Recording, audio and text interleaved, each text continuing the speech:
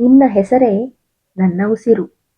ಮೊದಲ ಬಾರಿ ಅವಳನ್ನು ನೋಡಿದಾಗ ಸಮಯ ನಿಂತಂತಾಯಿತು.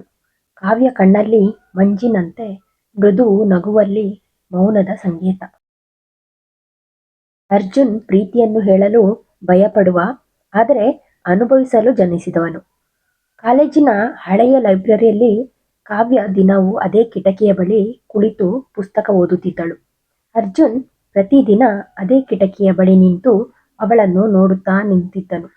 ಅವಳನ್ನು ನೋಡೋದೇ ಸಾಕು ಅನಿಸಿತ್ತು. ಒಂದು ದಿನ ಪುಸ್ತಕ ನೆಲಕ್ಕೆ ಬಿತ್ತು. ಅರ್ಜುನ್ ಎತ್ತಿಕೊಟ್ಟನು. ಅವಳ ಬೆರಳುಗಳು ಅವನ ಬೆರಳಿಗೆ ತಾಕಿದ ಕ್ಷಣ ಹೃದಯ ಮೊದಲ ಬಾರಿಗೆ ತನ್ನದೇ ಶಬ್ದ ಕೇಳಿಸಿಕೊಂಡಿತು. ಸ್ಪರ್ಶವಿಲ್ಲದ ಪ್ರೀತಿ. ಅವರು ಪ್ರೀತಿಯನ್ನು ಮಾತಲ್ಲಿ ಹೇಳಲೇ ಇಲ್ಲ, ಆದರೆ ಕಣ್ಣುಗಳಲ್ಲಿ 1000 ಬಾರಿ ಒಪ್ಪಿಕೊಂಡಿದ್ದರು. ಮಳೆ ಬಂದಾಗ ಅರ್ಜುನ್ ತನ್ನ ಛತ್ರಿಯನ್ನು ಅವಳ ಕಡೆಗೆ ತಿರುಗಿಸುತ್ತಿದ್ದನು. ಅವನು ನೆನೆದರೂ ಪರವಾಗಿಲ್ಲ ಅನಿಸಿತು. ಅವಳು ನೆನೆಯಬಾರದು ಅಷ್ಟೇ. ಕಾವ್ಯಗೆ ಗೊತ್ತಿತ್ತು, ಅವಳ ನಗು ಅವನ ದಿನವನ್ನು ಬೆಳಕಾಗಿಸುತ್ತೆ ಅನ್ನೋದು. ನನ್ನ ಕೈ ಹಿಡಿದರೆ ಸಾಕು. ಒಂದು ಸಂಜೆ ಸೂರ್ಯ ಮುಳುಗುವ ಹೊತ್ತಿಗೆ ಕಾವ್ಯ ನಿಂತಳು. ನೀನು ಯಾವತ್ತೂ ಏನು ಹೇಳಲ್ಲ. ನಿನ್ನ ಮೌನದಲ್ಲಿ ನನಗೆ ಭಯ ಆಗುತ್ತೆ ಎಂದಳು. ಅರ್ಜುನ್ ಅವಳ ಕಡೆ ನೋಡಿ ನಿಧಾನವಾಗಿ ಹೇಳಿದನು, ನಾನು ಹೇಳಿದರೆ ನಿನ್ನನ್ನು ಕಳೆದುಕೊಳ್ಳುವ ಭಯ.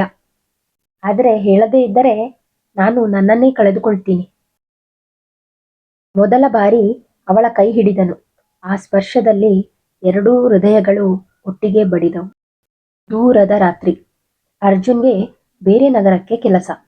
ದೂರ ಬಂದರೂ ಪ್ರೀತಿ ಕಡಿಮೆಯಾಗಲಿಲ್ಲ, ಅದರ ಬದಲಾಗಿ ಹೆಚ್ಚಾಯಿತು. ರಾತ್ರಿ 12 ಗಂಟೆಗೆ ಫೋನ್ ಮಾಡೋದು. ಮೌನದಲ್ಲಿ ಉಸಿರಾಟದ ಶಬ್ದ, ಅದೇ ಪ್ರೀತಿ.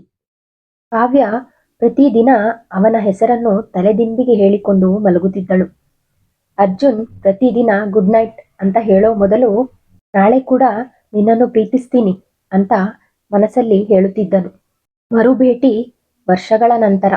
ಮಳೆ ಮತ್ತೆ ಸುರಿಯಿತು. ಅದೇ ಕಾಲೇಜು, ಅದೇ ಲೈಬ್ರರಿ. ಅರ್ಜುನ್ ಕೇಳಿದನು, ಇನ್ನೂ ನನ್ನನ್ನು ಕಾದಿದೀಯಾ?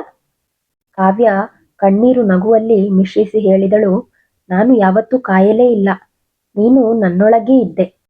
ಅವನು ಅವಳನ್ನು ಬಿಗಿಯಾಗಿ ಅಪ್ಪಿಕೊಂಡನು. ಆ ಅಪ್ಪುಗೆಯಲ್ಲಿ ಎಲ್ಲ ದೂರುಗಳು ಕರಗಿದವು. ಶಾಶ್ವತ ವಾಗ್ದಾನ. ಅರ್ಜುನ್ ಅವಳ ಕಿವಿಯಲ್ಲಿ ಸಣ್ಣಗೆ ಹೇಳಿದನು, ನಿನ್ನ ಹೆಸರೇ ನನ್ನ ಉಸಿರು. ನೀನು ಇಲ್ಲದ ಜೀವನ ನನಗೆ ಬೇಕಾಗಿಲ್ಲ. ಕಾವ್ಯ ಉತ್ತರಿಸಿದಳು, ನಿನ್ನ ಹೃದಯ ನನ್ನ ಮನೆ, ಅಲ್ಲಿ ನಾನು ಯಾವತ್ತೂ ಇರುತ್ತೇನೆ. ಕೊನೆಯ ಸಾಲು. ಪ್ರೀತಿ ಅಂದ್ರೆ ಕೈ ಹಿಡಿದಾಗ ಜಗತ್ತು ಮರೆತು ಹೋಗುವುದು.